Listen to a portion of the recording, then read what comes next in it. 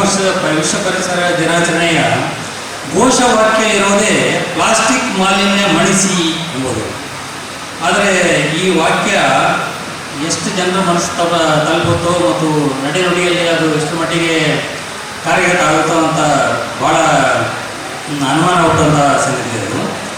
ನಾವು ಪ್ರತಿ ನಿಮಿಷಕ್ಕೆ 1 ದಶಲಕ್ಷ ಪ್ಲಾಸ್ಟಿಕ್ ಬಾಟಲಿಗಳನ್ನು ಕೊಳ್ಳುತ್ತಿದ್ದೇವೆ. ಸ್ವಲ್ಪ ಸಂಘಟನೆಗಳಿಗೆ ಮುಜುಗರ ಆದರೂ ಪರವಾಗಿಲ್ಲ, ನಾನು ವಿಷಾದ ಧರಿಯಲ್ಲೇ ಅಂತ ಅನಾಹುತಗಳ ಬಗ್ಗೆ ಒಂದು ಅಧ್ಯಯನ ಮಾಡಬೇಕು ಅನ್ನೋದು ಅವರ ಮನಸ್ಸಲ್ಲಿ ಬಂದಿದೆ. ಅದಕ್ಕೆ ಸಂಬಂಧಿಸಿದಂತೆ ಬದಲಾವಣೆಗಳು ಅಥವಾ ಹಾನಿ ಅದನ್ನು ಎಷ್ಟು ಮಟ್ಟಿಗೆ ಧಾರಣ ಮಾಡಿಕೊಳ್ಳಬಹುದು ಆ ಪ್ರಕೃತಿ ಅನ್ನೋದ್ರ ಬಗ್ಗೆ ಅಧ್ಯಯನ ನಡೆಸಬೇಕು ಅಂತ ಒಂದು ಆದೇಶವನ್ನು ಹೊರಡಿಸಿದ್ದಾರೆ. ನಿಜವಾಗ್ಲೂ ಒಳ್ಳೆಯ ಕಾರ್ಯ ಅದು. ಅದೇ ರೀತಿಯಲ್ಲಿ ನಮ್ಮ ಬಳ್ಳಾರಿಯಿಂದ ಕೊಪ್ಪಳದವರೆಗೆ, ಅದರಲ್ಲೂ ಸಂಡೂರು ಒಂದು ಕೇಂದ್ರ ಬಿಂದು ಪರಿಸರ ಇದಕ್ಕೆ ಸಂಬಂಧಿಸಿದಂತೆ ಒಂದು ಕೇಂದ್ರ ಸ್ಥಾನ ಅಧ್ಯಯನ ಆಗಬೇಕಾಗಿರೋದು ಬಹಳ ಅಗತ್ಯ ಇದೆ. ಆ ಬಗ್ಗೆ ಸರ್ಕಾರವನ್ನು ಈ ವೇದಿಕೆ ಮೂಲಕ ಒತ್ತಾಯ ಮಾಡೋಕ್ಕೆ ನಾನು ಬಯಸ್ತೇನೆ.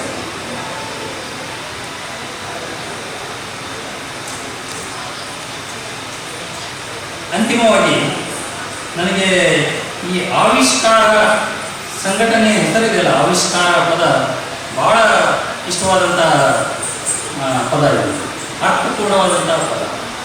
ಈ ಆವಿಷ್ಕಾರ ಅನ್ನೋದು ಆದಿಮಾನವನಿಂದ ಆಧುನಿಕ ಮಾನವನವರೆಗೆ ಪ್ರಭಾವಿಸ್ತಾ ಬೆಳೆಸುತ್ತಾ ವಿಕಾಸದ ಹಾದಿಯನ್ನು ತೆರೆದುಕೊಳ್ಳೋದಕ್ಕೆ ಸಹಾಯ ಮಾಡ್ತದೆ. ಅಂಥ ಆವಿಷ್ಕಾರದ ಹೆಸರಿನಲ್ಲಿ ಇಲ್ಲಿ ನಡೀತಾ ಇರುವಂಥ ಸಾಂಸ್ಕೃತಿಕ ಕಾರ್ಯಕ್ರಮವನ್ನು ಉದ್ಘಾಟಿಸೋದಕ್ಕೆ ಮತ್ತು ಇಲ್ಲಿನ ಆಶಯಗಳನ್ನು ಮತ್ತೊಮ್ಮೆ ಮನನ ಮಾಡೋದಕ್ಕೆ ನಿಜವಾಗಲೂ ನಾನು ಅತ್ಯಂತ ಸಂತೋಷ ಪಡ್ತೇನೆ. ಧನ್ಯವಾದ. ಆ ದೃಷ್ಟಿಯಿಂದ ಯುವ ಪ್ರಾತಿನಿಧ್ಯ ಇಲ್ಲಿ ಹೆಚ್ಚಾಗಿ ಕಾಣ್ತಾ ಇದೆ ಮತ್ತು ಅದರಲ್ಲೂ ಮಹಿಳಾ ಪ್ರಾತಿನಿಧ್ಯ ಹೆಚ್ಚಾಗಿ ಕಾಣ್ತಾ ಇರೋದು ನಿಜಕ್ಕೂ ಅಪೇಕ್ಷಣೀಯ ಮತ್ತು ಪ್ರಶಂಸನಾದ ಸಂಗತಿ ಅಂತ ನಾನು ಭಾವಿಸ್ತೇನೆ. ಅದಕ್ಕಾಗಿ ಸಂಘಟಕರನ್ನು ನಾವು ಆಚರಿಸುವ ಬದಲು ನಮ್ಮ ದೈನಂದಿನ ಜೀವನದಲ್ಲಿ ಆ ಥರದ ಪರಿಸರ ಸ್ನೇಹಿ ನಡವಳಿಕೆಗಳನ್ನು ಹೆಜ್ಜೆಗಳನ್ನು ಅಳವಡಿಸಿಕೊಳ್ಳುವುದು ಇಂದಿನ ಬಹಳ ತುರ್ತು ಅಗತ್ಯ ಅಂತ ನಾನು ಭಾವಿಸಿದ್ದೇನೆ. ಅದರಲ್ಲೂ ಈಗ ನೋಡಿ, ಬಳ್ಳಾರಿಯಲ್ಲಿ ತಾಪಮಾನದ ಸ್ಥಿತಿಗತಿ ಬಗ್ಗೆ ಯಾರಿಗೂ ಏನು ಅರ್ಥ ಆಗುವಂಥ ಪರಿಸ್ಥಿತಿ ಇದೆ. ಟೆಂಪ್ರೇಚರ್ ಎಷ್ಟಿದೆ ಅಂತ ನೋಡಿದರೆ 33-34 ಡಿಗ್ರಿ ಇದೆ. ಆದರೆ ಬೆವರಿಗೆ ಎಳಿತಾ ಇರುವಂಥ ಇದೊಂದು ಕಾಲ ಕೇಳ್ತಾ ಇದ್ರು, ಮತ್ತೆ ಜನೋತ್ಸವ ಯಾವಾಗ ಮಾಡ್ತೀರಿ, ಯಾವಾಗ ಕಾರ್ಯಕ್ರಮ ಮಾಡ್ತೀವಿ, ಈ ಥರ ಈ ಬಳ್ಳಾರಿ ಜನತೆಯಾಗಿ ಹಾಗೆ ಎಷ್ಟೋ ಕಲಾವಿದರು ಈ ಜನೋತ್ಸವದ ಜೊತೆಗೆ ಒಂದಾಗ್ಬಿಟ್ಟಿವಿ. ಅಂದರೆ ನಾವು ಕೂಡ ಈ ಜನೋತ್ಸವದ ಭಾಗ ಅನ್ನೋ ಥರನೇ ಅವರಲ್ಲಿ ಒಂದು ಭಾವನೆ ಇತ್ತು.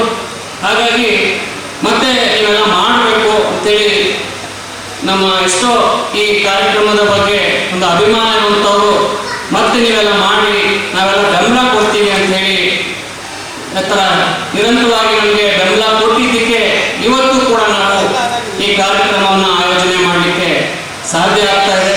ಮತ್ತೆ ಕೆಲವರು ನಮ್ಮ ಸ್ನೇಹಿತರು ಈ ಜನೋತ್ಸವದ ಪ್ರಚಾರಕ್ಕೆ ಹೋದಾಗ ಅವರು ಡೇಟ್ ಕೂಡ ನೆನಪಿಟ್ಕೊಂಡಿದ್ದಾರೆ. ಯಾವ ಮಂತಲ್ಲಿ ಹಿಂದೆ ಮಾಡಿದ್ರಿ ನೀವು ಫೆಬ್ರವರಿ ಮಾರ್ಚಲ್ಲಿ ಮಾಡಿದ್ರಿ, ಈಗ ಜೂನಲ್ಲಿ ಮಾಡ್ತಿದ್ರಲ್ಲ, ಅಂದರೆ ಹಿಂದೆ ಯಾವ ಡೇಟಲ್ಲಿ ಮಾಡಿದ್ವಿ ಅನ್ನೋದು ಕೂಡ ಅಷ್ಟು ನೆನಪಲ್ಲಿ ಇಟ್ಕೊಂಡಿದ್ದಾರೆ. ಸೊ ಹಾಗಾಗಿ ಇದು ನಿಜವಾಗ್ಲೂ ಹೇಳಬೇಕಂದ್ರೆ ಇದು ಜನೋತ್ಸವನೇ ಆಗಿದೆ. ಅಂದರೆ ಬಳ್ಳಾರಿಯ ಜನತೆ ಒಂದು ತುಂಬ ಮನಸ್ಸಿನಿಂದ ಇದರಲ್ಲಿ ಭಾಗಿಯಾಗ್ತಾರ ಅನ್ನೋದಕ್ಕೆ ಇದೇ ಸಾಕ್ಷಿ ಅಂತ ನನಗೆ ಅನಿಸುತ್ತೆ. ಸೊ ಸ್ನೇಹಿತರೆ, ನಾವು ಈ ಒಂದು 9ನೇ ಸಾಂಸ್ಕೃತಿಕ ಜನೋತ್ಸವವನ್ನು ನಾವು ಪಂಡಿತ್ ತಾರಾನಾಥ್ ಅವರ ಜನ್ಮ ವಾರ್ಷಿಕೋತ್ಸವಕ್ಕೆ ಸಮರ್ಪಣೆ ಮಾಡಿದ್ವಿ. ಜೂನ್ 5ನೇ ತಾರೀಕು ಅವರ ಜನ್ಮ ದಿನಾಚರಣೆ. ಈ ಒಂದು ಜನೋತ್ಸವವನ್ನು ಅವರಿಗೆ ನಾವು ಸಮರ್ಪಣೆ ಮಾಡಿದ್ದೀವಿ.